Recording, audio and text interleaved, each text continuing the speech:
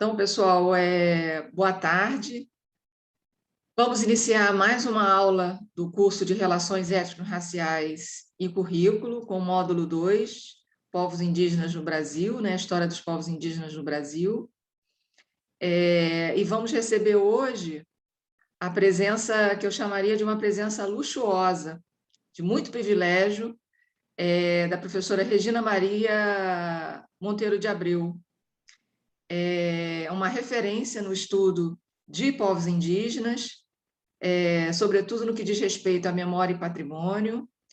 A professora Regina é professora titular da Universidade Federal do Estado do Rio de Janeiro, é doutora em Antropologia Social por essa mesma universidade, no Museu Nacional, fez o pós-doutorado dela no Centro de Estudos Sociais da Universidade de Coimbra, atuou como pesquisadora visitante no Instituto de Etnomusicologia da Universidade de Aveiro, no Instituto Francês, e aí depois a professora Regina, se quiser, certamente vai falar melhor do que eu o nome desse instituto. Também fez uma especialização me parece, que o Instituto de Pesquisa em Ciências Sociais, em Paris. É orientadora de mestrado e doutorado, com mais de uma centena de teses e dissertações já em orientação, orientadas por ela. E tem o destaque que duas delas em regime de cotutela com a Université d'Avignon e a Universidade Lusófona. Então, veja como a professora Regina realmente é uma referência internacional, inclusive ela atua para fora, inclusive, do Brasil, em outras universidades, né, como orientadora de pesquisa. Integra o corpo docente do Programa de Pós-Graduação em Memória Social da Unirio, é líder do grupo de pesquisa Memória, Cultura e Patrimônio, com financiamento do CNPq, coordena o projeto Patrimonialização das Diferenças e Processos Decoloniais em Territórios de Colonização Portuguesa, é consultora internacional do projeto SOMA, da Universidade de Aveiro, é coordenadora do Observatório de Patrimônio Cultural do Sudeste pela FAPERJ e coordena o projeto Museus do Rio. Então, veja, se eu não estou certa de dizer que estamos aqui com um privilégio, né, de conversar um pouco com a professora Regina Abreu sobre o patrimônio indígena, não é? Queria fazer um agradecimento à professora Maria Cristina Rezende Campos, que mediou a minha aproximação com a professora Regina. Nós tivemos um primeiro encontro na última Bienal, onde a professora Regina lançou o livro, né? O livro Memórias e Patrimônios Indígenas, Conquistas e Desafios, e que me inspirou a pensar esse segundo módulo. Então, vocês vão receber a bibliografia do segundo módulo, mas eu já recomendo, assim como eu fiz com o livro do professor Amilcar, que é o livro base do primeiro módulo, eu recomendo esse livro como um livro básico e fundamental para esse módulo dos povos indígenas no Brasil. Então, agradeço a professora Regina e passo a palavra para ela, para a gente ter essa tarde certamente muito rica e com imensa gratidão pela generosidade dela de ter aceito o nosso convite de uma forma generosa e participativa dessa relação da universidade com a educação básica. Então, passo a palavra para ti, professora Regina, é com você.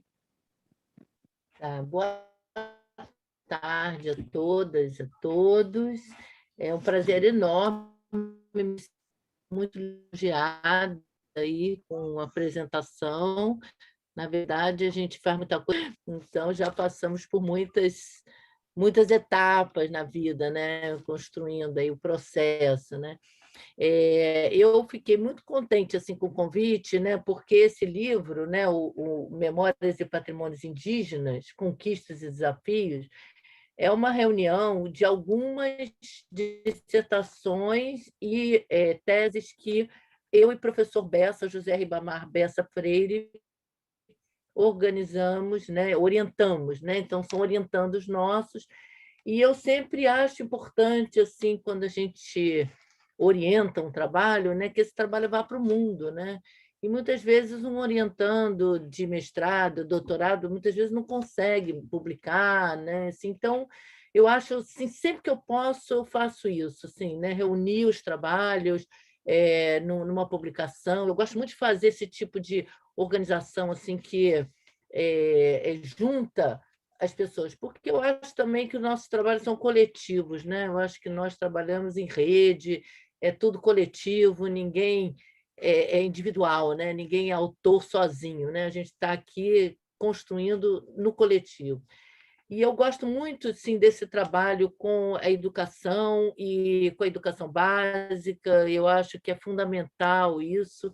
Eu acho que nós estamos aí com essa possibilidade, né, assim, que ainda temos, né, assim,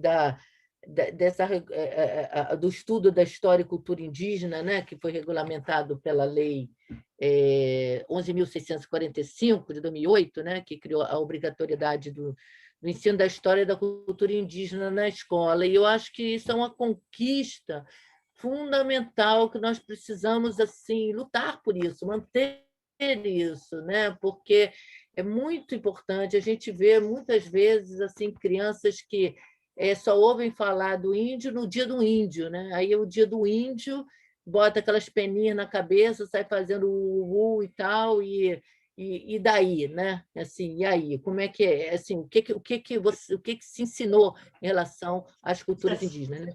Tem até alguns o Daniel Munduruku fala que todos os dias são dias do índio, né? Na verdade, são todos os dias, né? A gente não ficar só focado num dia só, né?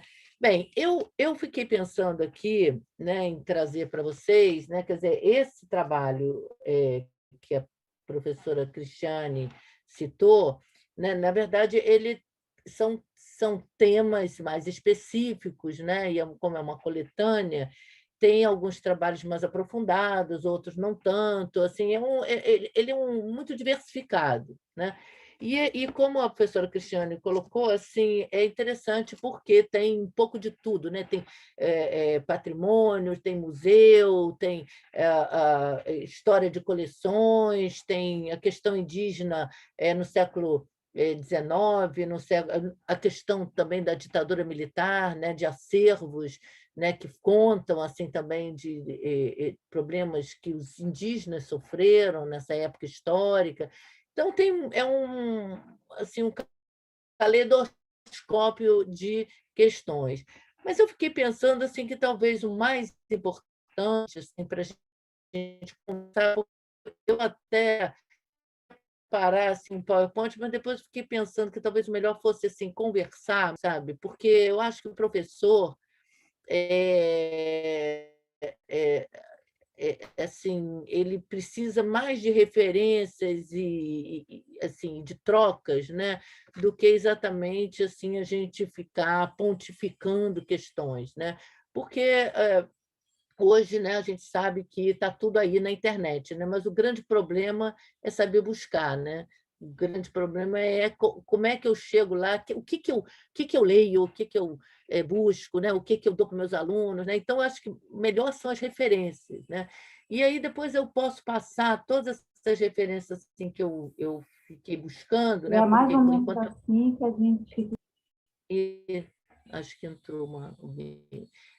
enquanto eu estava assim pensando que eu ia comentar, falar para vocês, eu fiquei assim fazendo uma busca também aqui em autores, em vídeos, em sites, né?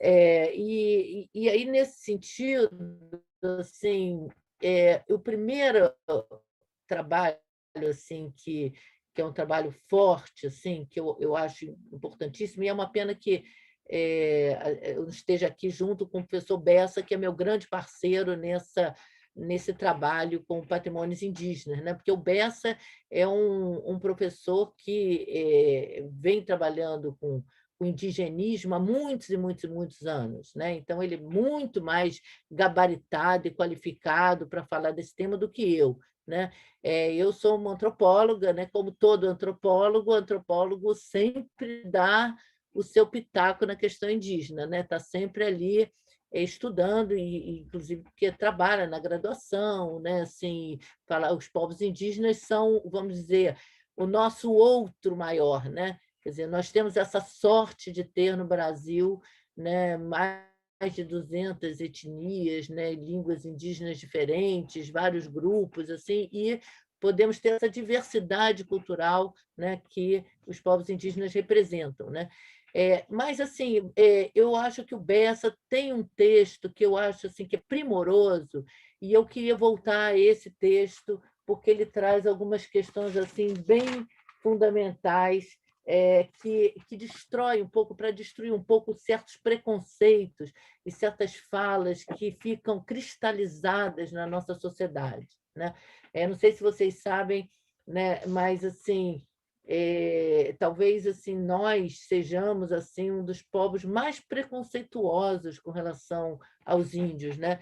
E o Darcy Ribeiro, né, o grande educador Darcy Ribeiro, construiu e idealizou o Museu do Índio, né? O Museu do Índio que foi criado em 1953, né? Primeiro lá no Maracanã, e depois ele foi transferido para Botafogo.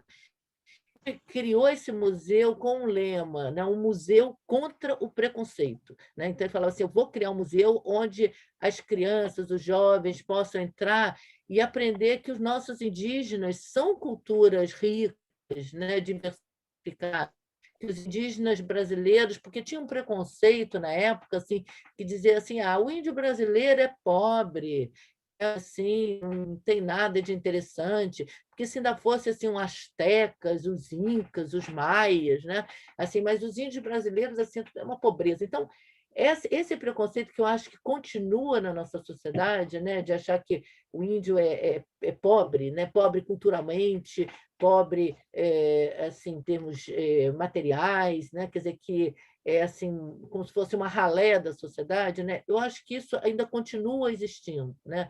A gente vê muitas vezes, eu não sei quem é que se tem alguém aqui da área ali de Paraty, daquela região, muitas vezes a gente vê, né, os indígenas ali vendendo seus artesanatos assim, e assim sendo tratados como se fossem mendigos, né? Com pessoas assim que assim, às vezes com muito descaso, né? Assim, ali ficou ali na rua, né? E quando até os órgãos públicos até poderiam fazer um pouco melhor, né? Poderiam dar mais assistência, a meu ver, né? Na dignidade, né? Do que eles estão fazendo ali, né? Agora, o Bessa, então, ele faz uma reflexão num texto que eu até passei para a Cristiane, que é assim, 5 equívocos sobre os índios, né? Então, o primeiro equívoco que ele vai chamar a atenção é o índio genérico, né? Então, esse é o primeiro grande equívoco que eu acho que nenhum de nós pode cair, né? Que é de reduzir as diversificadas culturas, né? Assim, de tucano, dessana, munduruku, vai-mari, Wayampi, Yanomami, né? São tantas culturas diferentes, né? Reduzir isso tudo assim ao índio brasileiro, né? O índio, né? Aquela coisa, o índio. Então, como se fosse assim uma estrutura única, né? E esse é um ponto assim importante, porque assim, inclusive o Museu do Índio no Rio de Janeiro, assim, ele tem muita preocupação com esse tema. E eu tenho muita admiração ali pelo trabalho que vem sendo realizado anos e anos e anos, inclusive durante muito tempo o, o José Carlos Levinho, que é um antropólogo, né, que se dirigiu àquele museu durante muitos anos. E o que eles procuravam fazer? Assim, cada exposição, eles chamavam um antropólogo que trabalha com uma etnia e para falar daquele grupo. Então, se eu vou falar de Guarani, eu estou falando de Guarani, eu não estou falando do índio em geral, né? Você pode falar do índio em geral. Então, o Guarani, ele é religioso, ele tem uma cultura nômade, ele tem uma visão muito espiritualizada da vida, então, por isso que ele viaja tanto, ele tem uma cultura que ele fala da busca da terra sem males, né? Ele está sempre buscando algum lugar que é um lugar mítico, né? Ele tem uma relação com a sua família, assim, que é uma relação assim muito da reza, né? Tem a casa da reza, que é a UPã do Guarani, onde 6 horas da tarde ele vai ali com as crianças e eles rezam, eles cantam. Os cânticos, eles acreditam que eles vêm dos seres superiores, né? Então eles estão ali cantando, se estruturando, e isso é o que estrutura a família guarani, né? Essa grande espiritualidade. Inclusive, dizem que assim, quando os portugueses chegaram ao Brasil, os guaranis já estavam aqui no litoral, porque os guaranis eles estão circulando todo o litoral, né? Assim, da América, né? E muitos outros grupos, como os tupiniquins, os tupinambá, eles foram rapidamente dizimados, né, assim, pelo colonizador. E aí dizem assim que os povos guerreiros, né, que eram muito ciosos assim, né, da sua bravura e tal, não resistiram, né? E porque foram mortos na guerra, no combate. E que o Guarani, como tem essa religiosidade, né, eles são assim, como dizem assim que é a etnia zen brasileira, né, a etnia zen, porque eles são ficam na deles assim, aí chegava o português falando alguma coisa, não, tudo bem, eu vou para lá, eu saio, eu vou. Eles iam dando um jeito de nunca bater de frente, né? Então eles tinham uma postura assim muito sábia, né? Muito resiliente, né? Então é interessante assim, quer dizer, eu tenho muita admiração por esse povo assim, né? Que é um povo que apesar de muita gente quando vê um Guarani, tem aqui em Paraty, Angra dos Reis, né? Fala assim, eles já tão aculturados, eles vestem roupa do branco, eles não são mais índios, né? E, na verdade, assim, quando você se aproxima e conhece as famílias, tal, você vê o quanto que essa cultura, ela está viva, ela está sendo transmitida, ela é forte, né? Então, assim, quer dizer, que eu acho que esse é um outro equívoco que eu vou falar também, que esse equívoco assim, de achar que por conta de se inserir alguns elementos de outras culturas, né, deixa de ser índio, né? Não deixa de ser índio, ele tem certas matrizes importantes, né, que fazem aquela cultura sobreviver com uma certa singularidade, né, uma força, uma singularidade, as relações, as famílias, né, quer dizer, aquilo está tudo ali. O porquê que eles fazem, por exemplo, o artesanato, a gente olha e fala assim, o Guarani faz uma oncinha, brinquedinho de criança. Na verdade, ali eles estão fazendo seres que eles consideram seres divinos, seres especiais. Eles têm toda uma cosmologia assim, que eles juntam assim, o macaco, a onça, o humano. Tem uma divisão que é uma divisão diferente da nossa, né?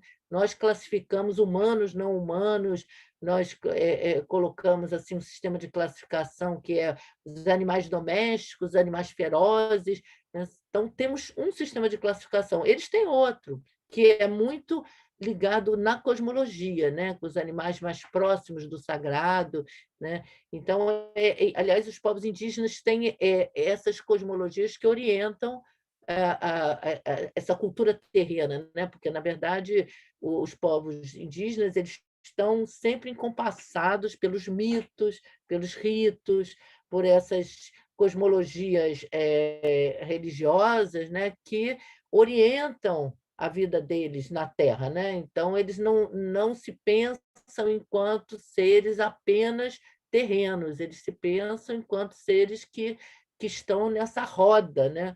Nessa roda assim que é cosmológica, né? Então isso é uma tônica, né, dos povos ameríndios, né? Agora, voltando aqui a esse primeiro equívoco, né? Então eu chamaria, eu diria o seguinte, né? Assim, o Bessa vai falar, né? Que é um grupo, dependendo da matriz linguística, né?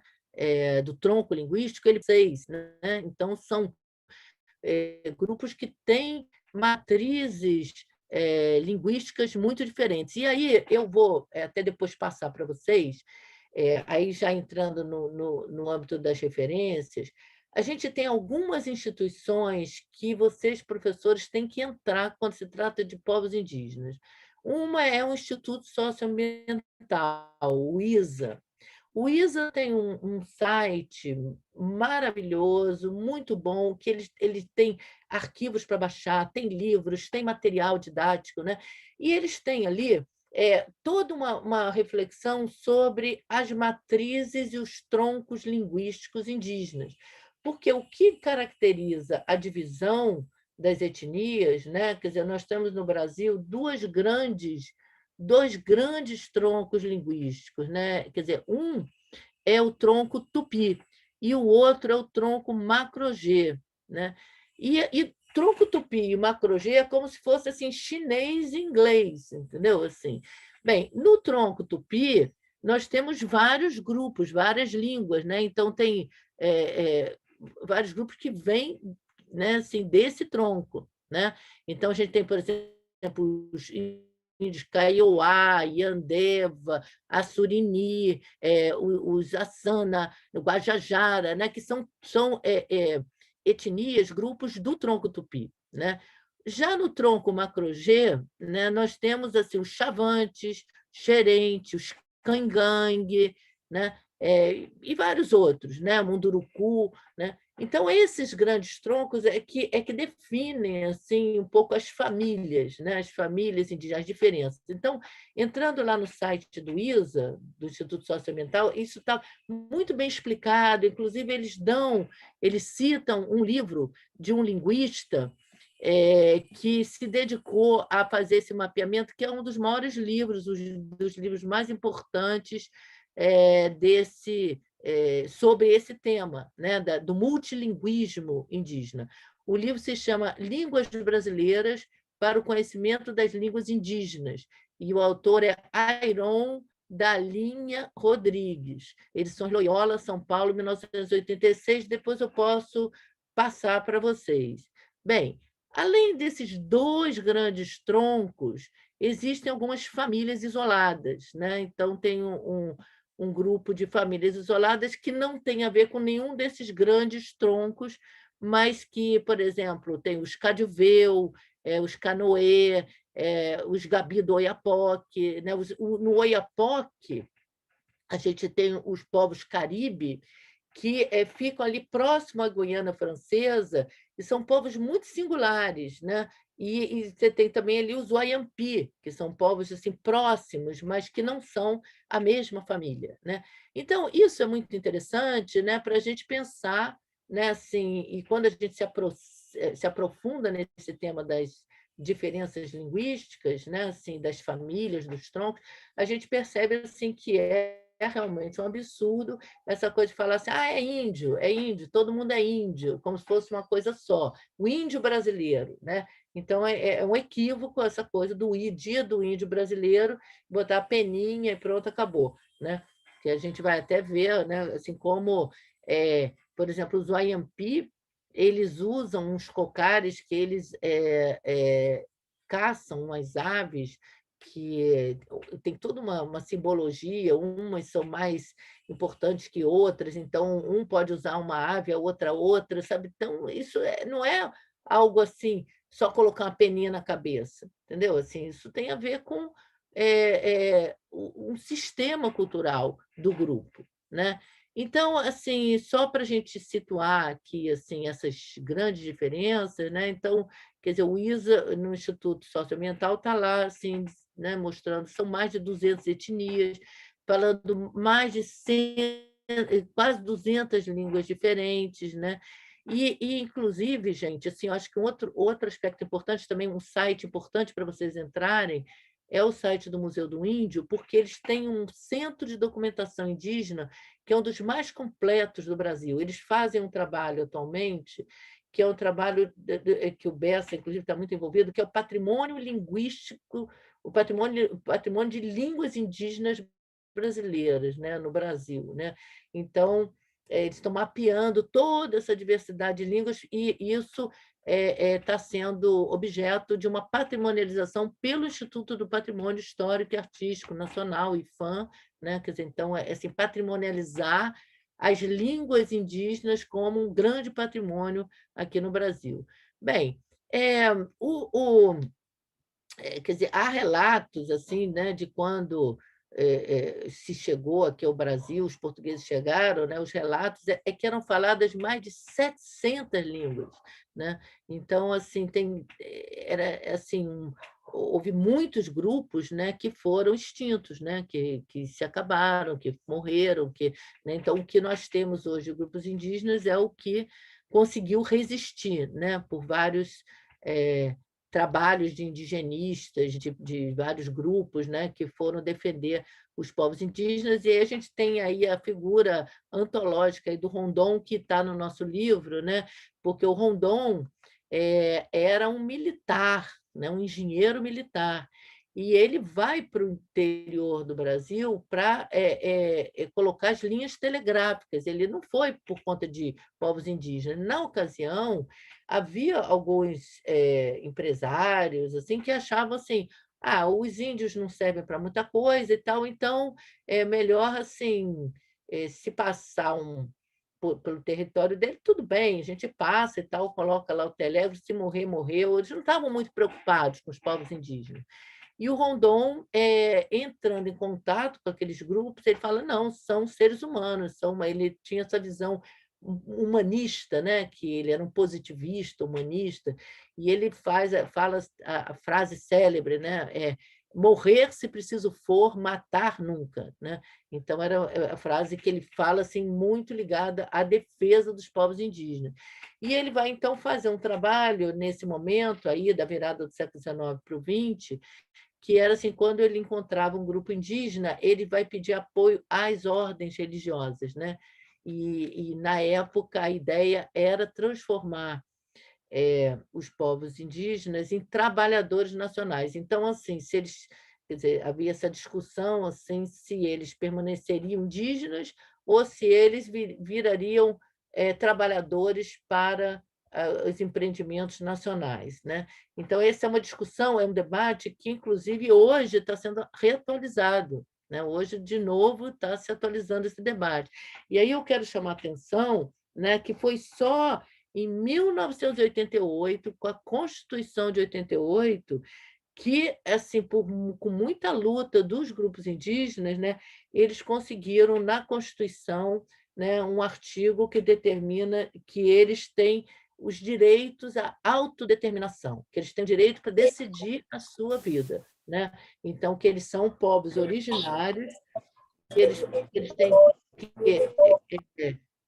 eles são povos, são brasileiros, eles estão no Brasil, mas eles são povos que têm um direito à autodeterminação como povos indígenas, né? Como ligados aos seus grupos. E isso foi uma grande conquista, né? Porque, a partir dessa conquista, não se pode pegar um indígena e sair transformando ele num trabalhador para a indústria, para a agricultura, né? Quer dizer, como assim, muita gente já quis fazer, e atualmente também há muito debate sobre isso ainda, né? Esses debates vão e voltam, né? E assim, e é super importante a gente pensar assim, que eles precisam, esses direitos adquiridos, eles são fundamentais para a sobrevivência dessa diversidade, né? Porque senão isso vai ser revertido. E aí eu chamo a atenção, né, para o grande debate que está tendo hoje relativo à PL 490, né, que eu acho que vocês devem estar ouvindo falar, né, que é esse projeto de lei que tenta rever essas conquistas da Constituição de, inclusive num ponto central, que é a questão da demarcação das terras indígenas, né? Porque, inclusive, está havendo agora uma manifestação grande em relação ao Choclen, lá no Sul, porque essas demarcações começarem a ser revistas, né? Se abrir o flanco para começar a rever as demarcações, a gente sabe quem está por trás disso, né? A gente sabe que tem interesses do agronegócio, tem interesses de grandes empresas, de mineradoras, né? Assim, que querem acabar com a demarcação, porque, acabando com a demarcação, esses povos virariam mais um trabalhador nacional, né? E perde essa singularidade de ser o indígena, né? Então, essa é uma grande bandeira hoje, inclusive as grandes lideranças, né? Sônia Guajajara, assim, eles foram a Brasília, né? Foram a Brasília recentemente, sofreram muito, apanharam, foi muito complicado, né? Mas esse é um ponto assim super importante. E aí eu queria chamar a atenção para vocês também, em termos dessas referências, que uma outra referência importante para vocês pesquisarem é a referência do CIMI, o Conselho Missionário Indigenista. Então, o Conselho Missionário Indigenista, né, que ele lançou uma nota técnica muito importante em relação a esse projeto de lei, né? E eles vão dizer o seguinte, assim, que na avaliação da assessoria jurídica do CIMI, eu acho que, assim, inclusive assim, falando assim, um pouco do site do CIMI, né, eles têm muitas publicações também, tem notícias, tem um observatório de violência, que é um observatório em relação à violência aos povos indígenas, tem um observatório também em relação às terras indígenas, discutindo as terras indígenas, né? Então, assim, o que eles estão chamando a atenção, né, assim, é que voltar atrás com essa PL, né, vai fazer com que isso que já está conquistado, né, em relação a esses povos seja assim uma volta atrás, né, violando esse direito fundamental originário, né, dos povos indígenas. E tem uma questão importantíssima também, que diz respeito a índios isolados, né, que são aqueles grupos que não querem o contato, que optaram por não ter o contato e que são protegidos, né, pela Constituição, né? Então, assim, se essa PL passa, assim, o perigo é exatamente assim que se perca essa singularidade toda, né, assim, em relação aos grupos, né? Bem, então, assim, isso assim para a gente falar, né, assim, que a gente, quer dizer, a antropologia, tudo que a gente fala que é genérico, os antropólogos assim são muito ciosos assim das singularidades, né? Então assim a gente trabalha muito assim com as microculturas, né? Então os seres humanos eles são muito ricos porque eles aprenderam a criar, né? Eles criam, são muitas diversidades, muitas culturas. Então tudo que generaliza, tudo que faz com que coloque no mesmo saco, na mesma, assim, não é bom, né? É aquilo, assim, você colocar assim, todos os índio brasileiro é complicado, né? E aí, assim, só para finalizar essa ideia, mas também isso não quer dizer que o indígena que mora no território brasileiro não seja brasileiro também, né? Ele é brasileiro, ele inclusive ele pode votar, ele vai a urna vai lá, ele pode escolher o presidente, entendeu? Quer dizer, ele também tem essa cidadania, né? Porque ele mora nesse território, né? Então, porque às vezes vem assim uns debates assim, ele está ali isolado, assim, é uma presa fácil de grupos internacionais e tal, e não é bem assim, né? Ele tem essa proteção. Inicialmente era o Serviço de Proteção ao Índio, que foi criado pelo Rondon, depois é a FUNAI, que infelizmente hoje está com muitos problemas, né? Mas assim a ideia seria que essa FUNAI assim exatamente tivesse esse sentido de proteção, né? Então ele tem uma carteira de identidade que é emitida pela FUNAI, onde ele tem esse registro da etnia e também o registro da nacionalidade, né? Bem, então vamos partir aqui para o segundo equívoco, né? O segundo equívoco que o Bessa traz, né? Que as culturas indígenas seriam culturas atrasadas, né? Então, fala assim, eles são atrasados, primitivos, então eles produzem as sua arte atrasada, sua literatura, sua música, essa ideia assim do atraso, né? Durante muito tempo se estudavam os povos indígenas para saber como nós éramos no passado. Então, a gente era assim, então vai lá, vou estudar um terena, indígena terena, para ver como é que nós éramos. E isso se mostrou uma falácia, porque, na verdade, assim, os antropólogos físicos, né, que estudam a origem dos humanos, né, eles vão perceber assim que as interferências culturais, a interculturalidade, as modificações e tal, elas são tão diversificadas que você não pode fazer essa inferência. Olha só, a gente é assim, na Idade da Pedra lá e tal, era como esse indígena, né? E depois a gente ficou, a gente passou pelo desenvolvimento, né, ocidental, né, nos desenvolvemos. E aí, assim, a antropologia vai bater de frente com essa ideia, né, inclusive chamando a atenção assim, de que você pode ter avanços variados. Né? Então, você pode, por exemplo, ter uma língua indígena que tem um avanço incrível na maneira de cantar, na maneira de imitar um animal. Por exemplo, tem línguas indígenas que elas emitem sons que nós ocidentais não conseguimos fazer, porque nós não conseguimos fazer aqueles sonzinhos de imitar os pássaros e tal, que eles fazem. Então, isso é um tipo de aquisição, né? E que, inclusive, é uma aquisição, assim, quem trabalha com essa questão mais física mesmo da língua, né? Que é uma aquisição assim do próprio corpo humano, né? Assim, que ele consegue emitir sons específicos, né? Cantar músicas específicas, a memória específica. Tem uma outra referência para vocês, maravilhosa. Tem um filme chamado As Hipermulheres. Esse filme estava na Netflix, não sei se ainda está na Netflix. É um filme incrível que mostra como a memória indígena é fundamental. Né? Então, mostra assim, a história do filme é uma mulher indígena que ela tem um ritual, ela sabe as músicas de um ritual e ela está doente. E naquele grupo não tem nenhuma outra mulher que sabe aquelas músicas daquele ritual. E as mulheres querem cantar o ritual, querem fazer o ritual, e a mulher está doente, e elas ficam, como é que elas vão fazer? Porque aquela mulher é que detém aquele conhecimento. Né? E aí o filme todo se passa assim, saber se a mulher vai ficar boa, não vai ficar boa, se ela melhora, não melhora e tal. E aí vai mostrando assim, o quanto que essa questão da memória, né, é uma memória que não é só a memória, nós pensamos na memória sempre muito mental. Né?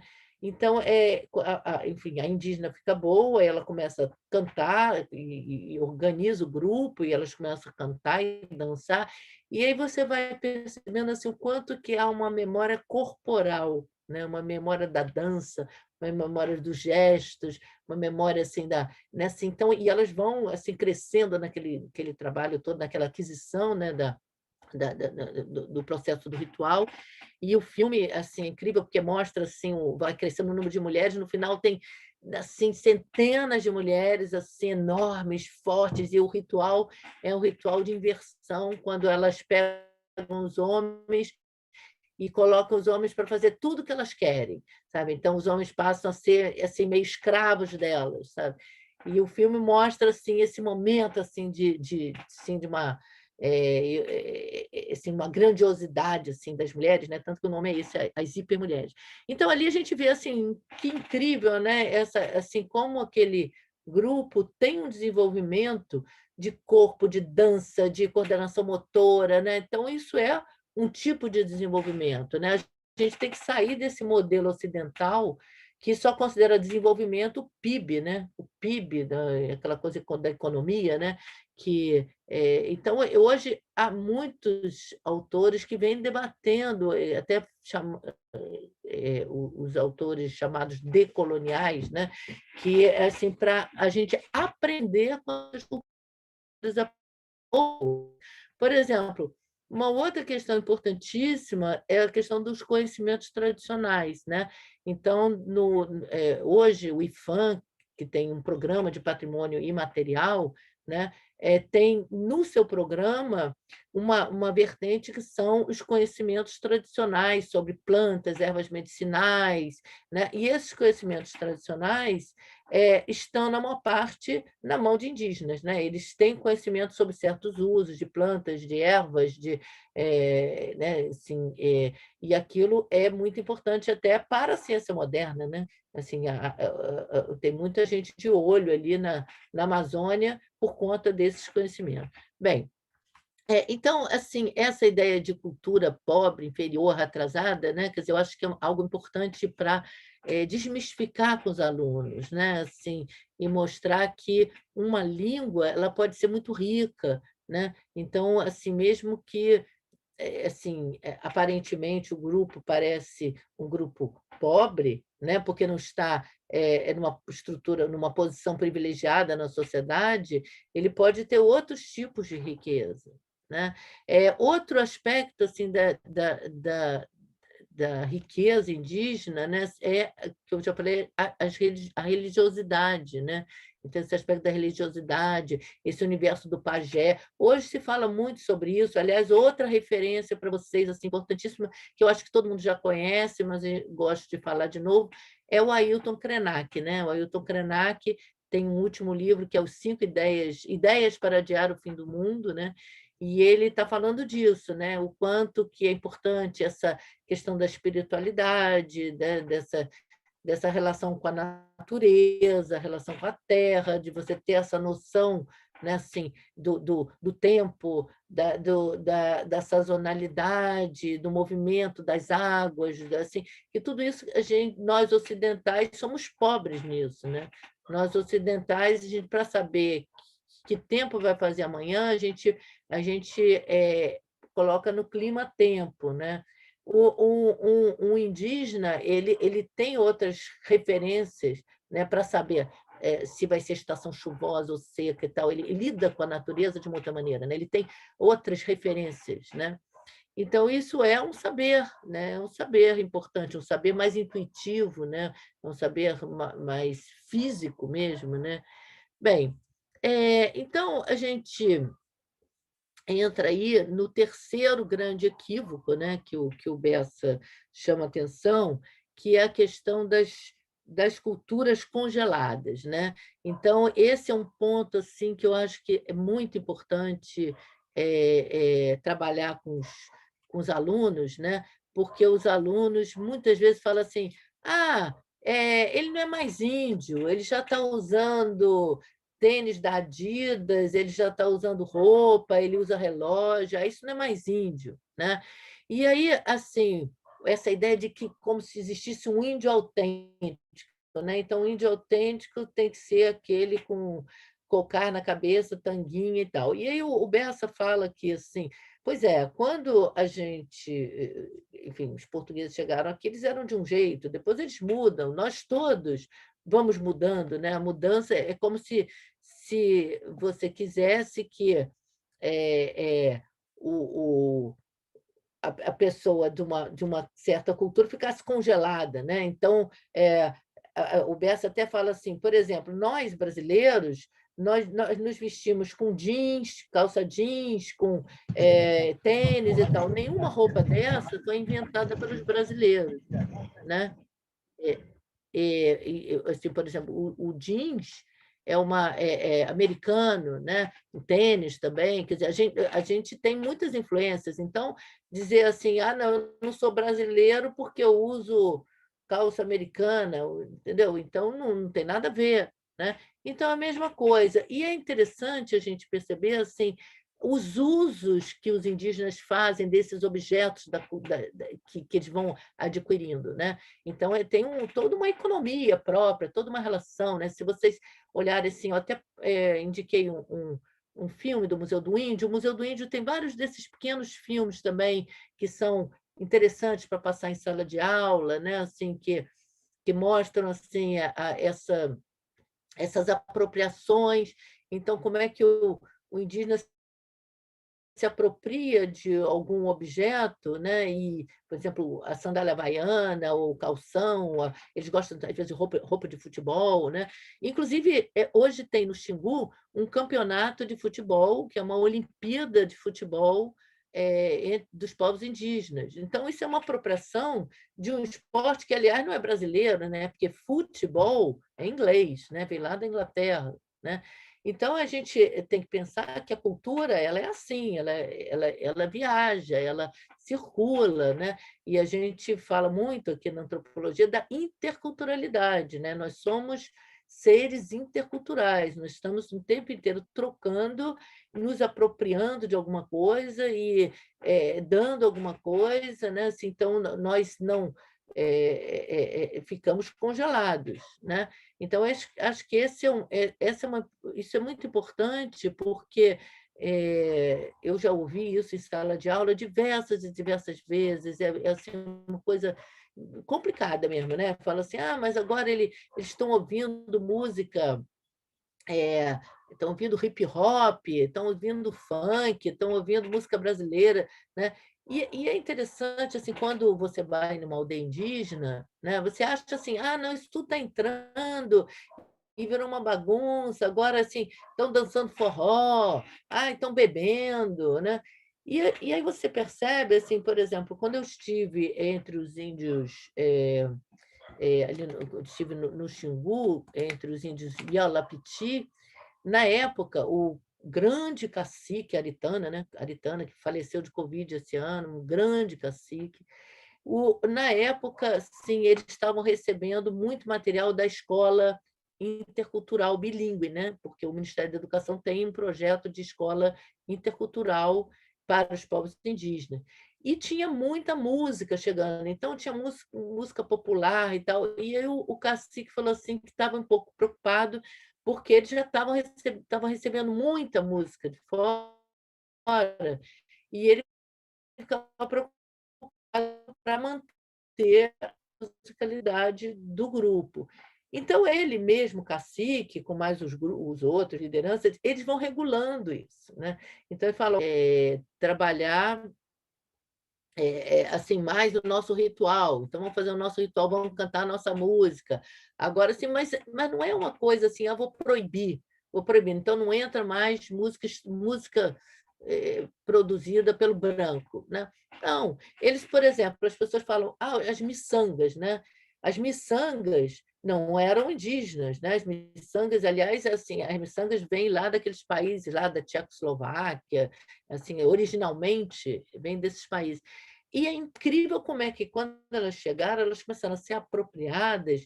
E hoje, assim, inclusive, a Elze Lagru, que é uma antropóloga aqui do Rio de Janeiro, ela fez uma exposição no Museu do Índio, foi até a última exposição do Museu do Índio, que eles fizeram o seguinte, eles distribuíram miçangas, toneladas de miçangas, para várias aldeias diferentes. E cada grupo fez um trabalho completamente diferente, né? Então, eles expuseram assim aquelas vários trabalhos, eles deram as mesmas miçangas, todo mundo ganhou, e aí foi interessante porque eles fizeram assim para depois esse trabalho ficar como acervo do Museu do Índio, né? E aí você percebe assim como é que assim a cultura de cada grupo, né, vai mostrando o caminho e usando o mesmo material saem coisas completamente diferentes. Então, assim, eu acho que a gente tem que parar com essas reificações, né? Assim, inclusive um outro grupo que teve uma exposição no Museu do Índio, que foi os povos do Oiapoque, que é esses povos Kalina, Calibur, que são povos já também muito assim, com que já usam a roupa, a vestimenta, inclusive alguns deles são evangélicos. Mas é uma coisa interessante porque eles misturam, eles mesclam, né? Então eles se apropriam de algumas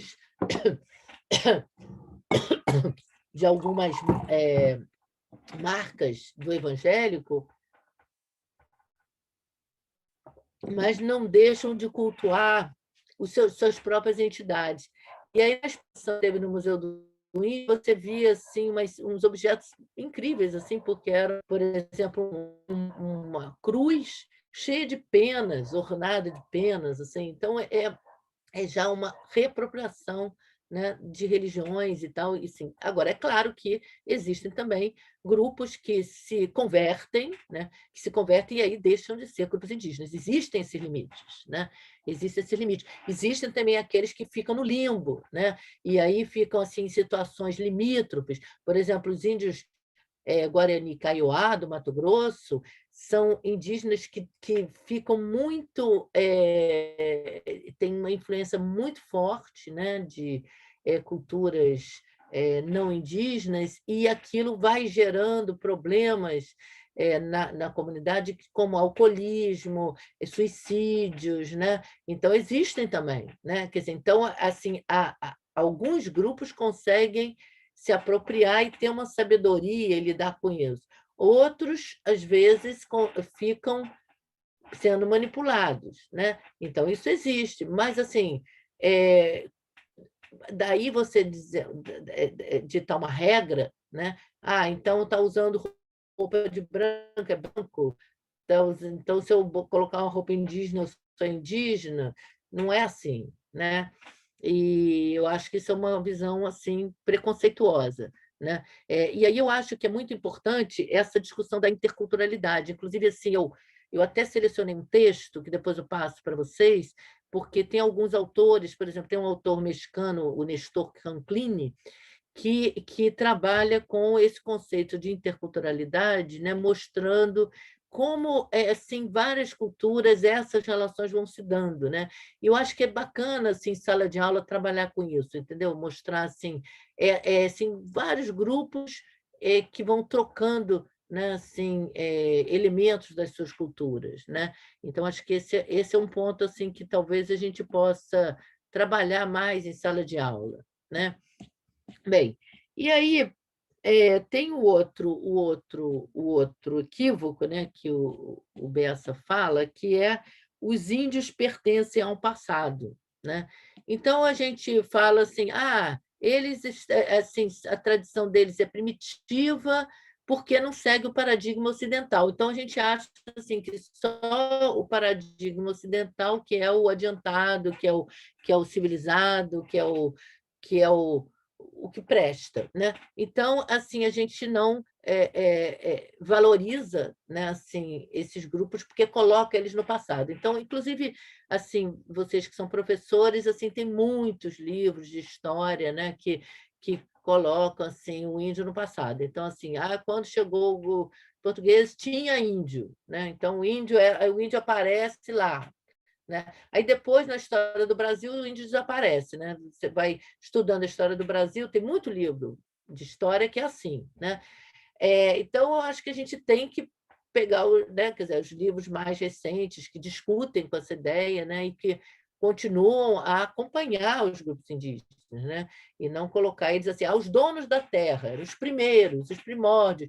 Eu acho que assim não pode fazer isso. Né? A gente tem que estar falando desses vários grupos. Aliás, hoje o ensino de história mais avançado, né, assim, vem pensando as várias histórias, né? As histórias plurais, essas histórias multiculturais, as contribuições dos vários grupos. Né? Inclusive, o Museu Histórico Nacional, ali no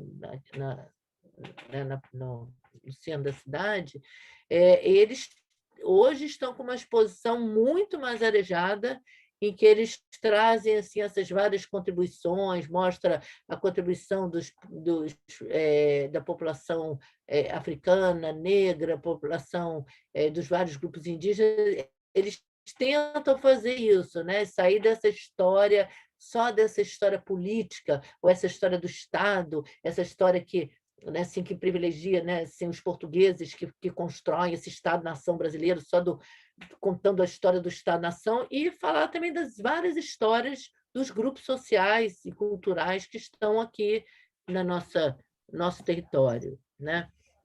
Bem, então, por fim, o último equívoco que eu acho que é importante a gente falar é que essa ideia de que o brasileiro não é índio. Né? Então, ele fala esse quinto equívoco: o brasileiro não é índio. Então, assim, a gente fala assim, os índios estão lá, nós aqui, nós somos brasileiros, eles... Né?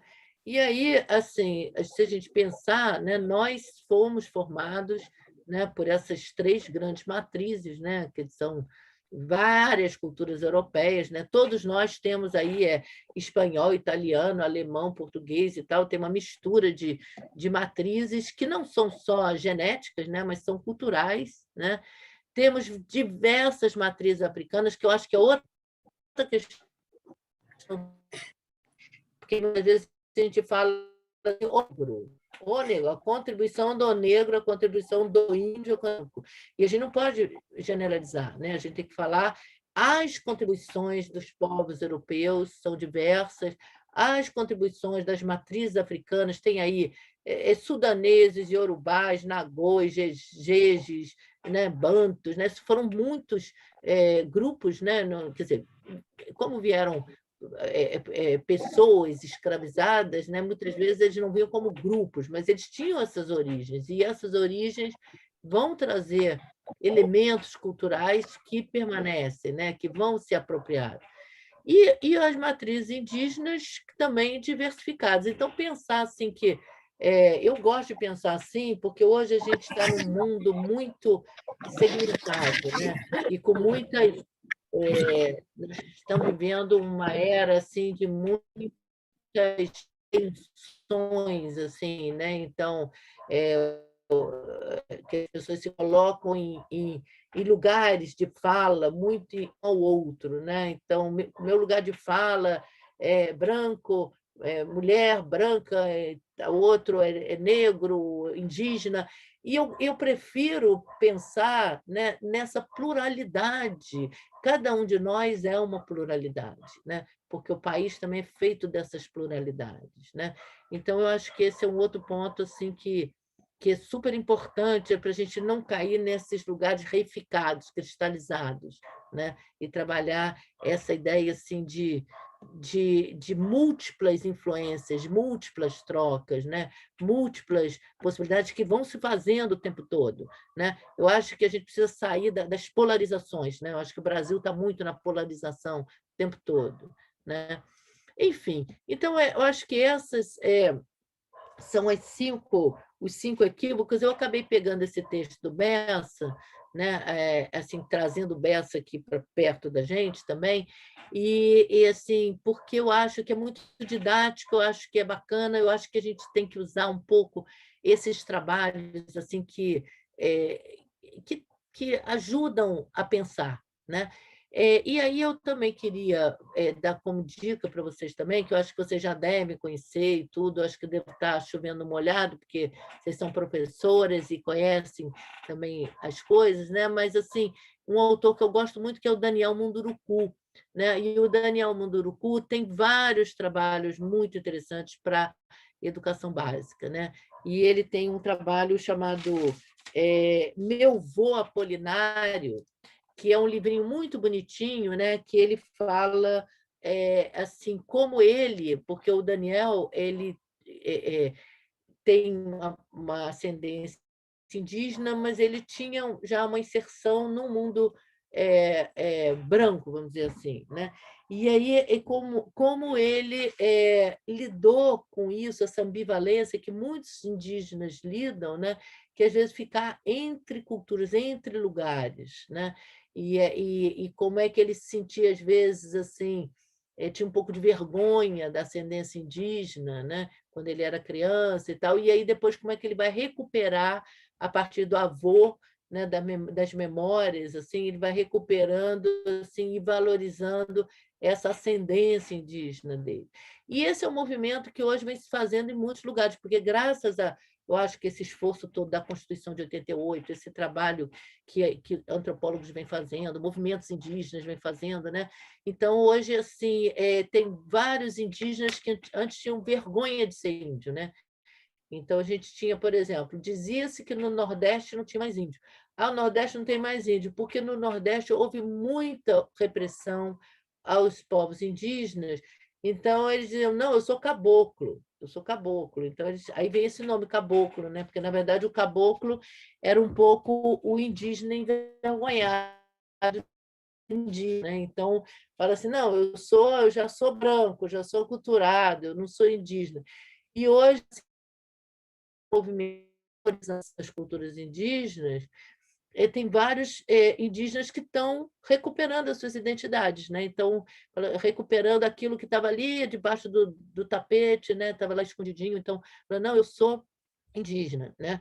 E aí, assim, enfim, tem uma avó que é Munduruku, por exemplo, eu tive um aluno que a avó era cangangue, então, um aluno de mestrado, e ele vai fazer uma dissertação de mestrado conversando com os velhos cangangue, né? Que era da família do pai, e ele vai, então, ele tem acesso aos velhos cangangue e faz uma dissertação sobre essas histórias dos velhos cangangue. E aí ele, quer dizer, foi um aluno que tinha esse duplo lugar, né?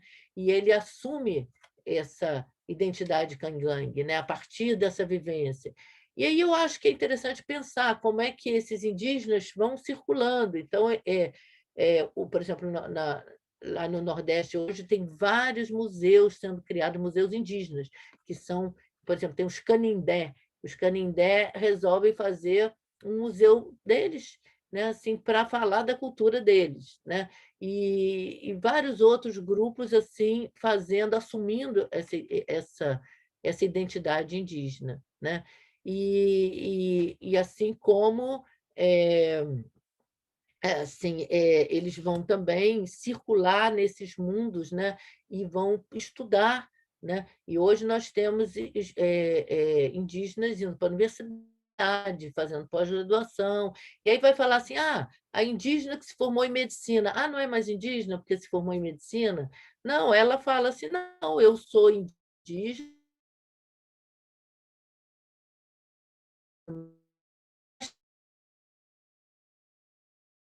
também é importante para a gente. A vacina é fundamental, né? Então, eles estão em contato, né? Porque também, assim, quando os indígenas não estavam em contato, eles viviam lá, né, nas suas aldeias com seus recursos. No momento que eles tiveram contato com o branco, eles começaram a pegar a doença do branco. E a doença do branco precisa da medicina do branco também, né? Porque são coisas que, por exemplo, na época lá do Rondon e depois lá do Orlando Vilas-Boas e esses indigenistas, tinha muito indígena que morria de sarampo, de catapora, de doenças que não matavam o branco, mas matavam o indígena, né? Então, essas relações são muito importantes. Um outro aspecto importante, né? Tem grupos indígenas que têm poucos falantes da língua, né? Então, por exemplo, os próprios Oiampi tinham poucos falantes do Oiampi. E aí, por que a escola intercultural bilíngue é importante? Porque existem linguistas ocidentais, né, que aprendem a língua indígena e traduzem e levam para eles, né, assim, para que novos indígenas reaprendam aquela língua que já está deixando de ser falada, né?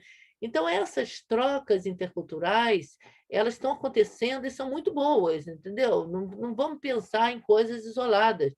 Os museus estão fazendo um papel também importantíssimo. Tem indígenas, grupos indígenas, por exemplo, os cangangue, já não estavam mais fazendo certas cerâmicas, porque eles substituíram pelas panelas de alumínio, né? E aí alguns cangangue falaram, não, vamos nos museus ver como é que era para a gente reaprender a fazer a panela, né? Então, esse trabalho também de reaprender a fazer a cerâmica, né? E aí, assim, até vocês que têm um trabalho, né, esse trabalho de educação, de trazer o conteúdo indígena nas escolas, eu acho que um bom trabalho é fazer esses laboratórios, o laboratório de cerâmica, por exemplo, a cerâmica, toda a nossa cerâmica é uma contribuição de povos indígenas, né? Essa arte do barro, né? Que é uma arte tão importante aqui para a gente, né? Tem tantos artistas do barro importantes, né? No Espírito Santo tem as paneleiras, aquelas mulheres que fazem as panelas lá em Goiabeiras, que fazem as panelas das muquecas, né? Aquilo é uma arte indígena, fazer aquela panela, né? E depois queima no forno na terra, né? E são panelas incríveis, né? Que são até exportadas para o mundo todo. É uma tecnologia interessantíssima, né? Mas, enfim, então essas coisas todas a gente tem que trazer para valorizar os povos indígenas e acabar como dizia o Darcy Ribeiro, né, lutar contra o preconceito, que continua sendo enorme. Bem, acho que eu vou parar por aqui, porque são 5h15, e aí eu queria saber se tem algum comentário, e eu queria depois passar para vocês as referências assim do que eu pesquisei. Eu posso passar para a Cristiane, né, para vocês, assim, que, enfim, são dicas assim que eu mesma uso nas minhas aulas, né, para a gente ampliar um pouco o nosso acervo, né, de trocas, né? Mas é isso, gente. Obrigada aí pela escuta. Maravilha, professora Regina. Eu vou ser bem breve, né? Para a gente aproveitar esses 15 minutos com a turma, podendo interagir com você. Só esclarecendo que a professora disponibilizou hoje para mim o texto, eu vou disponibilizar por e-mail. Ela indicou também um vídeo, que também ela mandou o link para mim, e também vou disponibilizar. Mas gostaria de ouvir a turma para vocês aproveitarem, né? Um pouco mais da presença da professora Regina nessa tarde de hoje, né? E aí, professora Regina, pode enviar para mim as referências que eu vou enviando para o grupo, né? De forma que eles possam acompanhar. Cada professor, né? Dá a sua referência, aí eu vou construindo a bibliografia e depois fica a bibliografia final. Tá, você prefere por e-mail ou pelo WhatsApp? Você acha melhor por e-mail? O que ficar mais confortável para ti? Que ficar interessante para ti e confortável, é só mandar. Tá bom, vou mandar. Alguém gostaria de tecer algum comentário, uma pergunta? Gostaria de dizer, pessoal, que algumas pessoas Cristiane, chegaram bom atrasadas. dia. Não, já, boa tarde. É Oi, Graziele, Graziele. só um minutinho só para eu Tá concluir bom. aqui, rapidinho. O pessoal se desculpou aqui por ter chegado atrasado, vocês não têm que se desculpar, pessoal, porque eu sei que o esforço que vocês estão fazendo para estar aqui, eu reconheço, né? Então, eu não fui respondendo, mas eu gostaria de agradecer a vocês o esforço de fortalecer esse espaço de formação. Então, vocês não têm que pedir desculpas, eu é que tenho que agradecer, tá bom? Então, com a palavra, Graziele. Gente, boa tarde mais uma vez. Professora Regina, muito obrigada pelas suas contribuições. E aí, eu gostaria de fazer uma pergunta sobre o primeiro equívoco que a senhora falou e dizer algo que eu fiz nas minhas aulas, para que a senhora me diga se o encaminhamento é justamente esse. Primeiro, eu sou professora de espanhol, né? E aí, como a questão das relações étnico-raciais, a ideia, né, é que isso esteja presente em todas as disciplinas, né, e não apenas nas aulas de história. E aí eu elaborei um material, né, trabalhando com os meus alunos, a nossa identidade latino-americana e pensando numa relação com os países que falam espanhol e também com os povos originários que estavam aqui. E aí eu trouxe alguns textos de indígenas, né, da etnia Guarani. E aí, eu trabalhei com uma poesia, trabalhei com um rap também de um rapazinho aqui de São Paulo, ele é Guarani da Mibiá. Trabalhei também com uma poetisa do Paraguai também, que é Guarani. Eu trabalhei só com artistas, né, que são da etnia Guarani. E aí eu fui especificando, né, dentro da apostila que eu preparei para os alunos, eu fui especificando, né, de qual grupo especificamente, né, eles eram. E aí eu queria saber se essa forma seria uma forma realmente sim, adequada para a gente não generalizar, né, todos os indígenas num grupo só. Nesse material eu selecionei para trabalhar com os guaranis, né, e aí eu sempre ia especificando de qual grupo, né, eles eram. E eu estou escrevendo um artigo sobre esse material que eu preparei, e em um determinado momento, né, eu fiz esse esclarecimento, que a minha ideia de a todo tempo estar dizendo de qual etnia eram esses artistas, né, justamente para que a gente não caia em generalizar todos como indígenas e não pensar, né, nas especificidades de cada grupo. E aí eu queria saber se essa postura é uma postura que eu deva continuar justamente para não cair nesse quesito de generalizar os indígenas. Eu acho que, inclusive, você colocou aí também muito bem, assim, também os espanhóis também são múltiplos, né? Porque também tem isso, né? A gente pensa assim, eu acho que a gente tem que sair das reificações, sabe? Assim, o espanhol, o europeu como opressor, né? Então são os opressores, né? Os colonizadores, né? E a gente pensar também um pouco mais amplo, né? Porque se a gente estuda a história do Brasil, a gente vai ver assim, que é uma diversidade muito grande também de inserções, né? Então, assim, o que foi essa colonização, né? Como é que ela se deu? Quais eram as populações que estavam aqui, né? Como é que elas interagiram, né? Então, tem muitas questões aí também. Não estou falando porque é interessante você trabalhar com espanhol, né? Então, o espanhol e a questão indígena, né? Eu acho que pode fazer um link interessante também de falar dessa multiplicidade dos espanhóis, né? Da cultura espanhola também, né? Não ficar numa coisa fechada, né? Mas, enfim, eu vejo assim, que é isso mesmo que você está falando, né? Assim, trabalhar com várias modalidades, mostrar, inclusive, o que vocês estão dizendo aqui, até estava vendo aqui no chat, né? Tem indígenas hoje fazendo não só músicas, né? Os raps e tudo, mas assim que trabalha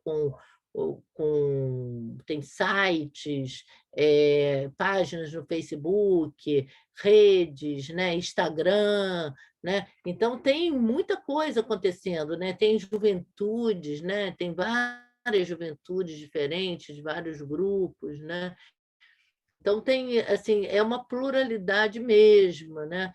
Agora, claro que sempre pensando que no contexto social, econômico do Brasil, assim, os povos indígenas vivem situações muito fragilizadas, né? Muito difíceis, né? Então, eles estão realmente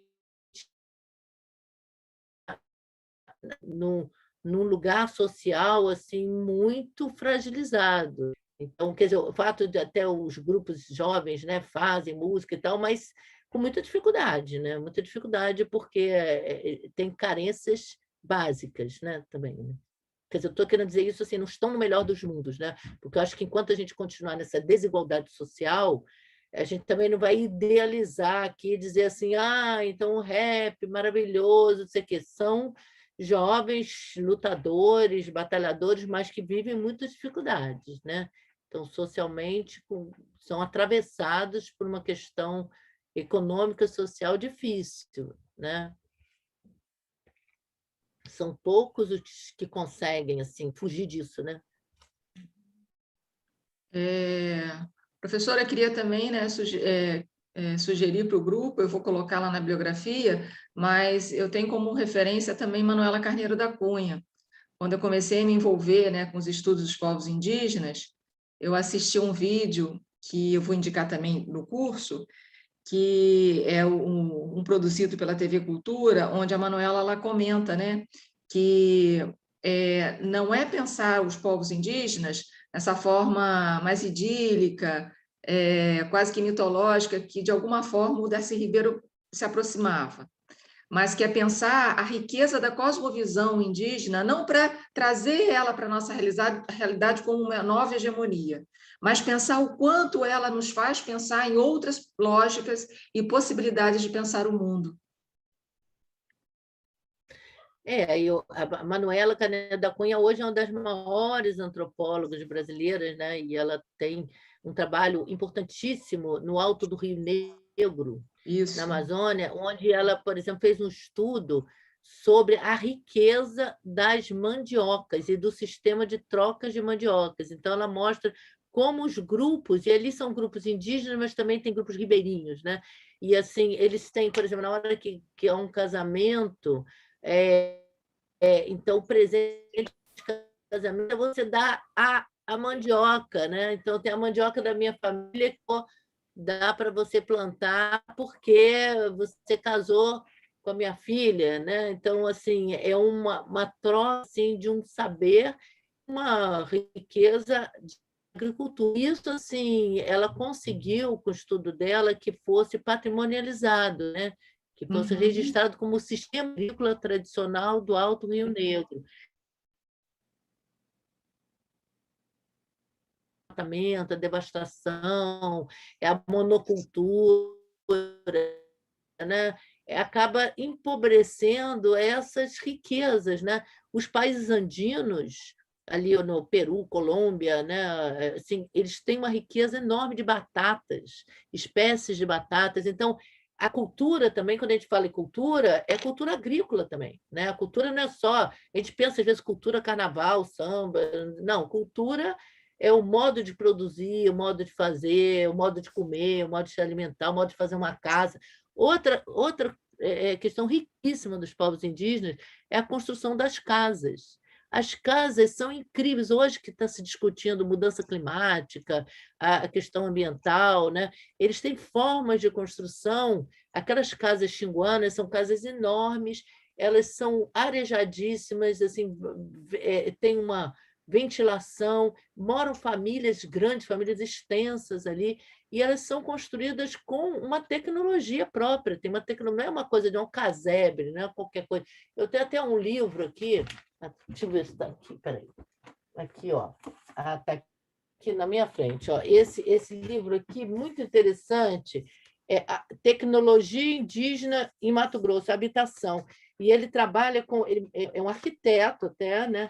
E ele vai mostrando aqui várias formas de construção da casa indígena, né? A tecnologia, ele vai mostrando assim o quanto que tem todo um saber fazer a casa, né? Então ele vai mostrando, por exemplo, aqui a casa Carajá, então ele mostra a diferença de uma para outra, né? E aí assim, tem uma questão, assim, por exemplo, o tipo de material, e aí entra a questão da ecologia, né?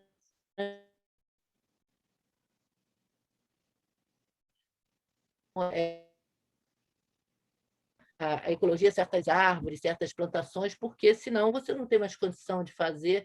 E são tecnologias que, inclusive, assim, no IFAM, né? no IFAM não, a Unesco tem aquele programa de patrimônios vivos, sistema de patrimônios vivos, que mostra assim, que são tecnologias antigas que ainda são usadas, né? E eles dizem assim, que é muito importante que a gente detenha esse conhecimento, porque na hora que acabar tudo, né? A gente está aí, mudança climática, acabou, não tem mais luz, não tem mais energia e tal, não sei o que, você vai ter que voltar a fazer, né?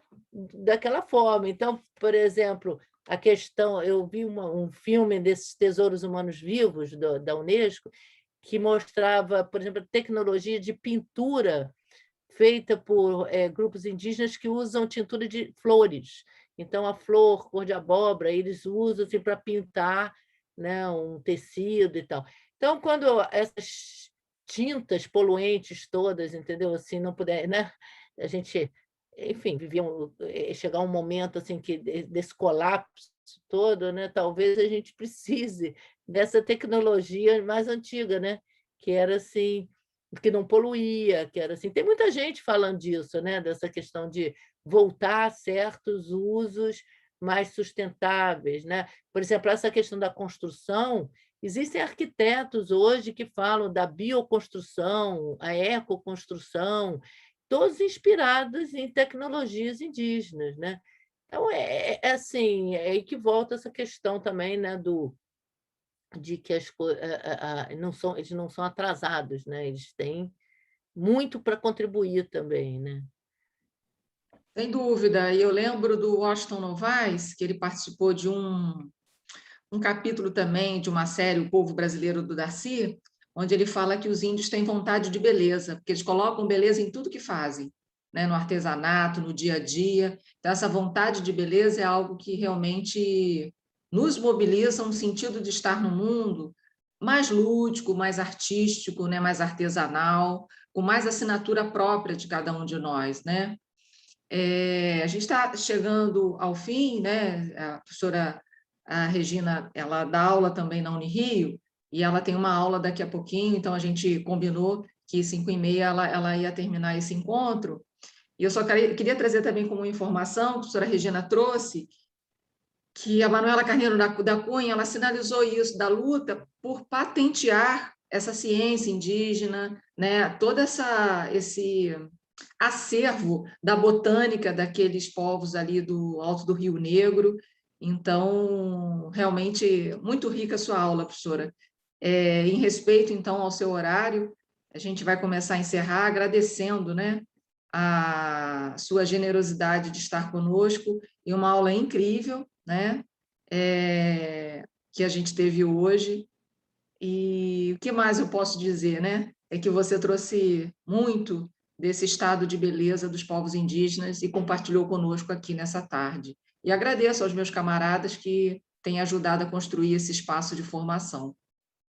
Eu que agradeço, né, de estar nessa rede, né, e o convite, eu acho que foi muito legal, eu acho que é isso mesmo, vamos continuar nessas trocas, né, porque a ideia é essa, né, não estamos falando nada novo, a gente está atualizando, trocando e lembrando, né, eu acho que a gente tem sempre que lembrar, né, às vezes a gente esquece, né, a gente esquece e lembra de novo né, porque é impressionante, né? Esses preconceitos são tão arraigados que agora mesmo em sala de aula tinha um aluno falando assim: ah, não, os indígenas vão acabar mesmo, porque eles já estão aí comprando tudo no supermercado e tal, não vai ter mais índio daqui a pouco, não sei o quê.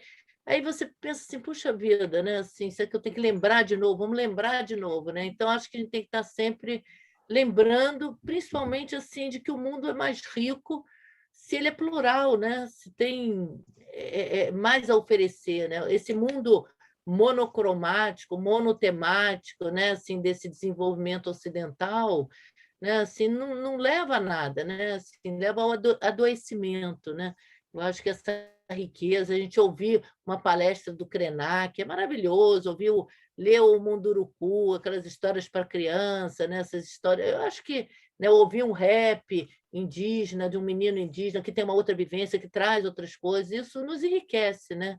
Eu acho que é isso. E eu saio daqui mais enriquecida aqui dessa tarde, tá bom? Super Tá obrigada a bom. você. Tá bom, professora Regina, até uma próxima. Semana que vem a gente vai estar na companhia da professora Adriana Russi, que também é companheira da professora Regina, também está nesse livro, e vem com mais uma aula aí certamente incrível também. Então é isso, meus camaradas, uma boa tarde para todos nós, mais uma vez obrigada pela presença de todos, e um fraterno abraço, professora Regina, até uma próxima. Tchau, tchau, pessoal.